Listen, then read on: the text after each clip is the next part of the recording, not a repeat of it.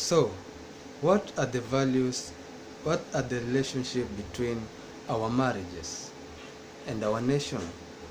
And there's no way you can understand this relationship without having a touch on this concept. You know, in life, it comes a moment, a precious moment, that I think each one of us has to make good use of it. A moment of independence. It's a moment where we are away from our family and we are not yet attached to any relationship. It's a moment where maybe we are employed, we earn salaries, we earn wages, and we know when to spend the money, we know when to save the money, we know when to consume the money. Socially, we know when to come home, we know when to leave home, we know when not to go home. It's a moment of independence. It's a moment whereby decision-making powers are within our hands. Now, if this moment, anyone feels this moment can guide the rest of his or her life, then it is highly advisable that this person should not engage marriage. Because marriage is not something that you can test and run away from it. Once you poke it, you are in it. I'm saying this because it always comes a moment right after the independent stage where anyone has to make a decision of either getting into marriage or not. Now let's assume that you decide to get into marriage. Once you decide to get into marriage, there are very important aspects that you need to understand. First of all is you need to understand what is marriage. Marriage is not all about kisses, shopping, clothing, walking. It's not all about happiness. You need to understand marriage. It's bigger than that. It's an entity. You need to understand marriage on a societal perspective, on a national perspective, and also on an individual perspective. Now, once you decide to get into marriage, most definitely you'll begin sourcing for a companion. And luckily you get one. So the two of you form a union. Once you form a union, your decision-making process has already been compromised because you'll have to consider the action and reaction of the other so that you can come up with the final decision. Now the two of you go ahead and formalize your union. And welcome, you are now into marriage. Now with marriage, there's something weird that we don't understand. Husbands always think that they own marriage because they sometimes feel as though they are the ones who initiated the marriage. At times, wives feel as though they own the marriage because at times they feel as though they are the ones who accepted the marriage. What you need to understand is that none of us owns marriage. Marriage owns us. And there are things that marriage wants us to do while in it. So, when we have already engaged in marriage, we are now in marriage, right? Marriage allows us to procreate. When you do this, we are blessed with a kid, or two, or maybe none. But the point to consider is that we have graduated from being independent to a point whereby we are now a family. We are no longer individuals. We are a family, right? We cannot make individual decisions. We cannot make bachelor decisions. We make family decisions. You see, even by the time I was recording this video, I had to get a consent from my wife because this is my face going out there in public.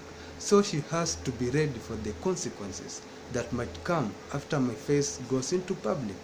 Now imagine of a man who just wakes up in the middle of the night and pops out and says he wants to go and meet his friends without the knowledge of the wife.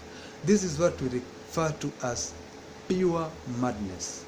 As in, you have to consider the emotions of the other. If you want to go and live in a different location, does your kids want you to go there? If they don't want you to go there, you don't have to go. If you are angered, you need to ask yourself, is this anger beneficial to my family? If it's not, then you do not have a reason to be angry. And thanks to knowledge and information that you have empowered with in this generation, once you feel something is important, you don't have to make decisions in isolation. You need to learn how to ask other people to understand your point of view, right?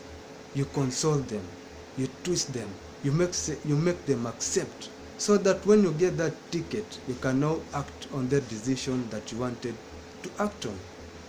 Now, when we form a family, unluckily and unfortunately, most of us are always absorbed in that family. They take care of the children, the husband, the wife. They think as though that's the final journey of marriage. And they act as though other families don't exist. In fact, they feel as though other families don't need them, right? And so in the process, they act as though they don't need the other families. Now see, the marriage is still growing. You see, now your family, plus the other family, plus the other family on that location, together you form a society. So what is a society? A society is a collection of families in a given location. That is per the definition of a society from a layman's perspective.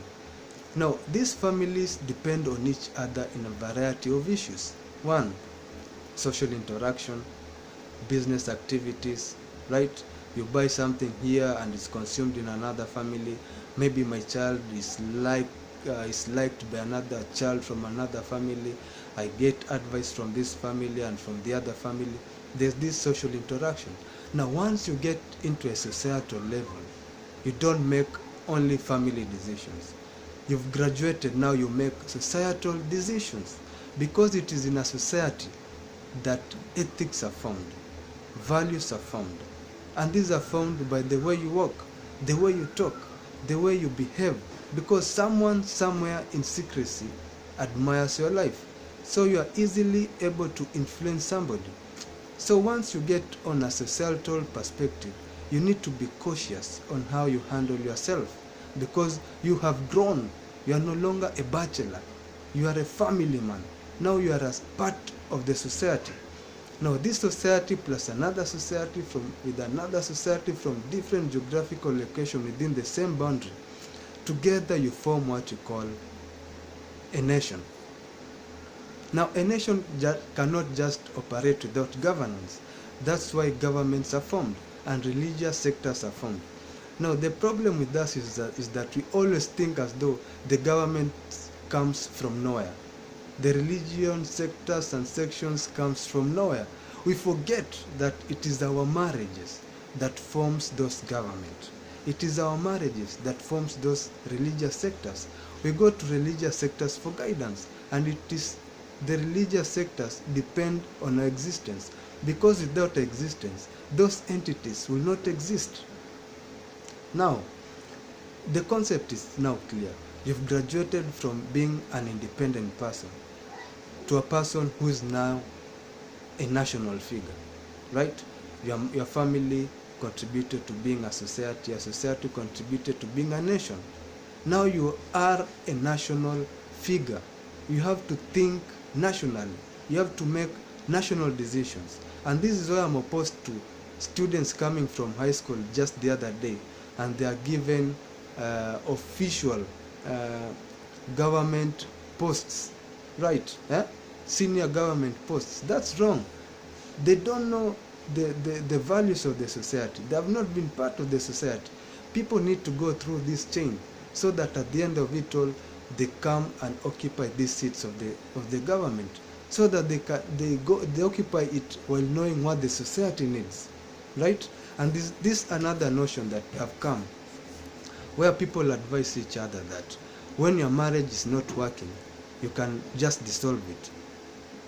It is so wrong. That kind of thinking is so wrong. You see, marriage is something very precious. You see the journey that it has come from, and you had the ability of not engaging marriage at that independent state. Now, once you are in marriage, you need to forever be in marriage. Let anything happen to you whenever you are in marriage. That is what marriage needs from you. You see, consider even the KDF soldiers. When they go out to battle with the enemies, they don't battle against the enemies for their own sake. They battle for the sake of their nation. And that's the kind of attitude that marriage needs. You need to fight for your marriage. You see, when you have stable marriages, it's obvious that you're going to have stable nation. When you have broken marriages, it's obvious that you're going to have broken nation, because people don't care about each other. People have turned so selfish, they only think about themselves. They misuse and mistreat and backstab each other. But once we have stronger marriages, it's obvious that you're going to have stronger nation. Now, we are currently an East African independent, and with the superpower, and with the power of knowledge and influence and empowerment we have, we are soon going to be Africa's superpower, and with the time we are going to be one of the world's superpowers.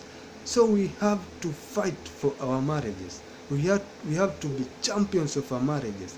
Let us stop this idea of dissolving of our marriages each day, each time, right? You see, if politics go wrong in our country, we've seen pundits going around asking themselves questions.